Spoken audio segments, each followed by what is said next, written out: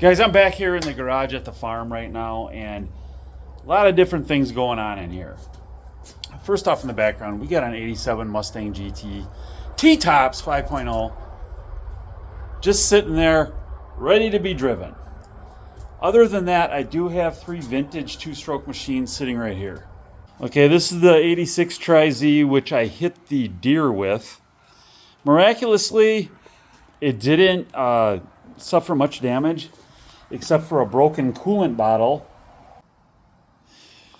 which is actually right here. Apparently the deer antlers or something hit this, ripped it open.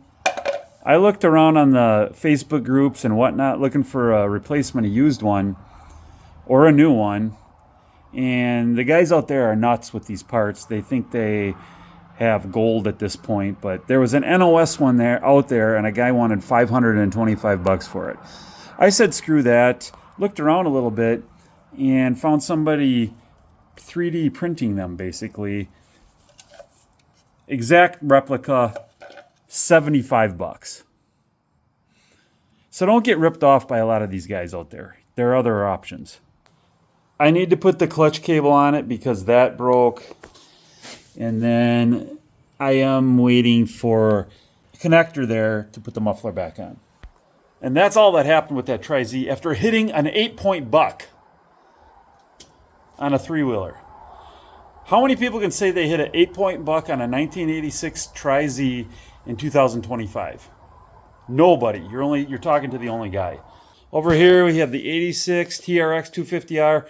That's the one that started shifting hard. I pulled the motor out and took it to my specialist nearby here in central Wisconsin, and he is working on the transmission.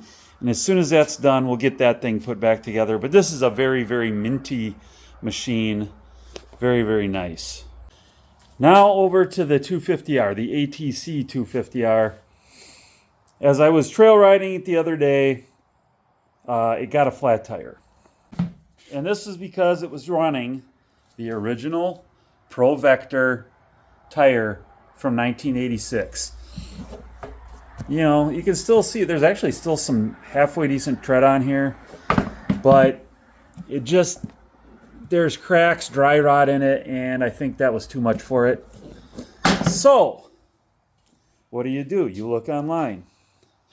There's another company out there, Sirwa Tires, making replicas of these.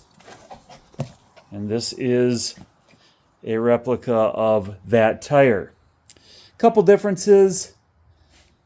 As you can see here, this one is made in Japan, but this one is made in China.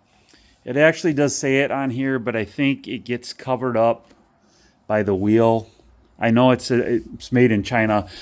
So I am supporting communism by buying this tire ultimately. It would have been cool if they would have made this in the United States, being that they are Sirwa Tires is a U.S. company. But it is what it is. I still give them credit for putting the effort and work in and behind creating stuff like this to keep this sport, this hobby going. So, I'm going to get that tire on there, and the 250R will ride again.